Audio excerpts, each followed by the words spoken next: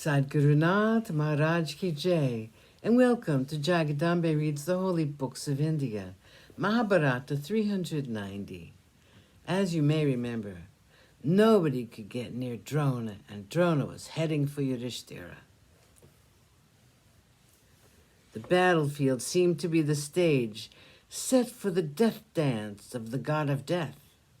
Shikandi, Vasudhana, and Satyaki were the next three who came to challenge Drona. But he was undaunted. He was able to send them back with his terrible arrows. They were not arrows, they were like live coals which burnt up anyone who came near. Drona had come very near Yudhishthira. Yudhishthira remembered the instructions of Arjuna. He mounted the fastest horse he could get and rode away from the field. The Pandava heroes could not help being frightened of Drona. They could not stop his onslaught. He was worse than Bhishma in his fury. Several of the brothers of Drupada and Drishtadyumna were there fighting with them. The prince Suchitra fell down dead. All over the field could be heard the shouts, "Kill Drona! Kill the bloodthirsty commander!"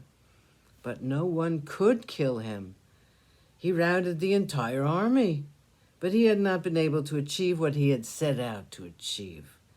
He could not capture Yudhishthira, in spite of this ruthless killing. Duryodhana was standing in the middle of the field with Radeya, watching the panic in the army of the Pandavas. Duryodhana was extremely pleased with Drona.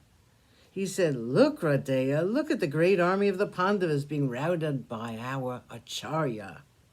The heroes on their side are not able to meet Drona.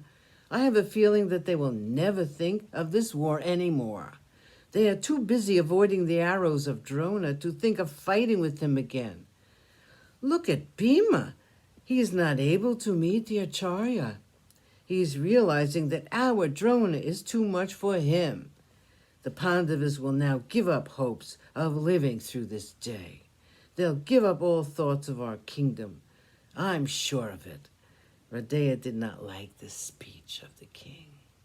He said, "My friend, do not think so lightly of the great Pandavas.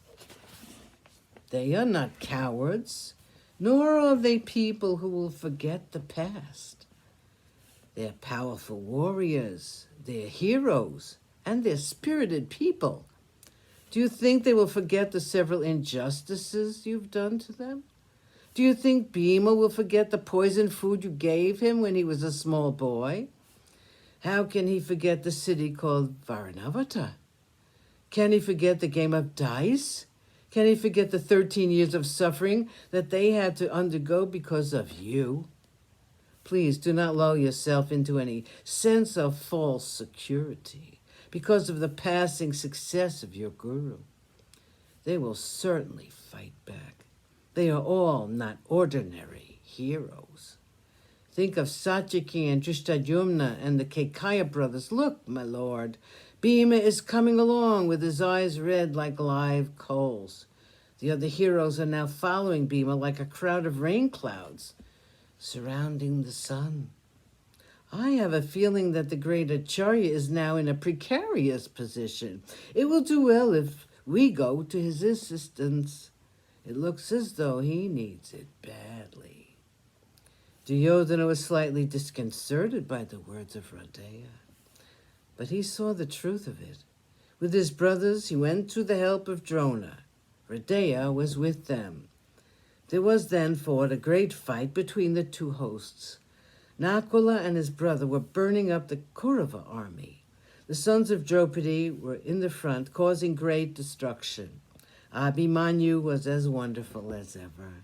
The usual duels were fought. The fact that Yudhishthira had escaped without being captured by Drona put new life into them. The elephant army of Duryodhana was being destroyed by Bhima, as was his custom. Then came Bhagadatta with his magnificent elephant, Supritika. This appearance of Bhagadatta was a terrible thing. Sadgurunath Maharaj Ki Jai. Thank you for coming. I hope you come again.